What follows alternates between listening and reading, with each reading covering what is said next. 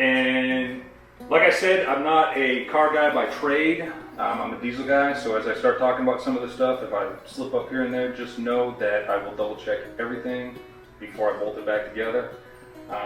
So the plan for the engine is I'm going to keep it at 350. I definitely, as soon as you told me a 4-bolt main, that first thing that popped in my head is, 383 stroker, absolutely, got to do it. But I'm not going to do that. So we've had a month now from our initial conversation to now. Calmer heads have prevailed. But the thing about it is you can always go bigger, but you can't go back. Exactly. And you can always spend more money, but you can't spend less after you spent more. You know what I mean? Exactly. So the plan now is to keep it at 350.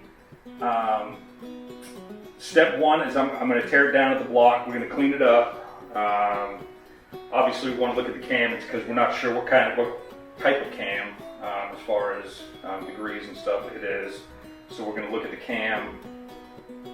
We're going to reuse pretty much, I think, everything you brought down. Mm-hmm. The pulleys, the starter. Plan on keeping the crank in there, the pistons in there. I will change out the rings. In my head right now, I'm debating about whether or not to pull the crank and just replace the bearings. Since I am going to have it broke down that far, it might be just to do it. And that way I'll get my main bearings and my conrod bearings changed out. I know those are going to be good for at least a little while. But yeah, like I said, keep the 350. We've got to get some heads for it. I'm thinking maybe some Vortec heads or something like that.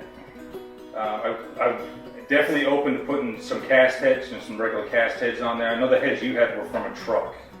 Well, the ones that were valves are probably a little too small. This is a 73 truck engine built in Canada, which has a little thicker, has more metal in the block because of the frigid temperatures up there. They build them a little beefier. Yeah. And it had the regular stock heads. And this engine only had, I can't remember if it was 160 or 190 horsepower or something like that. Yeah. So the heads are not anything spectacular. That's one reason I didn't bring them, because I figured there's no way in the world you're going to use them. Yeah. And what you're talking about, Vortec heads, or they make these camel hump heads, which is the old cast heads, which used to be crazy expensive, but now that everybody's going to aluminum or Vortec heads, a lot of the old cast iron heads are becoming pretty reasonable.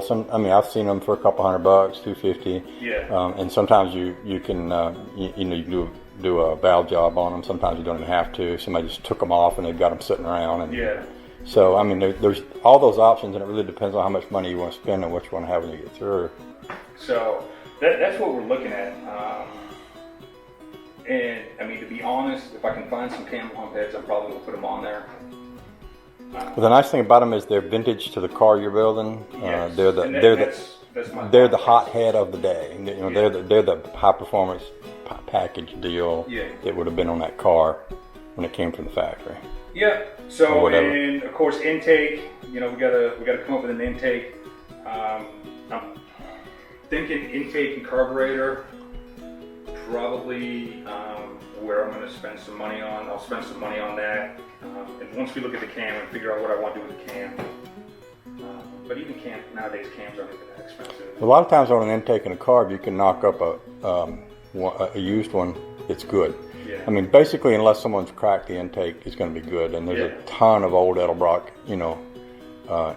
aluminum intakes out there. And a lot of times people will just like the heads, they take them off, put something else on, and then they've got an Edelbrock intake and whatever for a carburetor, and they're just like, well, give me $150 for the whole thing, which is less than you pay for a new intake. So, absolutely. So by doing that, you can build pretty much on a budget and still get a pretty hot deal, pretty hot car. I'll stop talking now. It's hard for me to stop talking, but I'm going to stop talking. No, it's good. And that's the other thing, you talked about putting new main bearings and all that in it, but when this engine was running in the car I had it in, it was running 50 pounds of oil pressure. So I'm willing to bet if you look at all the bearings in it, they're going to be in really good shape. Man, you can tell by looking at them. Yeah. Because you've got the skill, right? Yes, absolutely. I've looked at some bearings before. Even diesel guys look at bearings. Yeah, absolutely. Yes, even diesel guys look at bearings.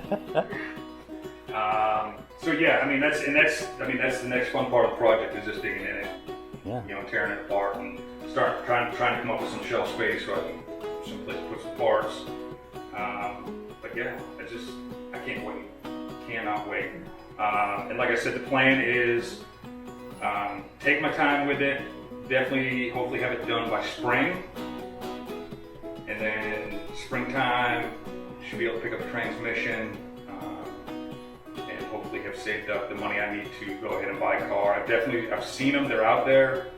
Like I said, something between 69 and 73 Nova. I've seen them, looking really just for a roller. But they can be had for $200 to $3,500. I've seen some pretty decent stuff. So body work, hopefully it's a little bit rough. I kind of like that. I like it looking just a little bit rough. Yeah. You know? You don't have to worry about someone opening their doors against it when you're down at the grocery store. Yeah. You can drive it on the street. It's definitely going to be a runner. And like you said, you don't want to be able to park it somewhere, not worry about, you know, somebody.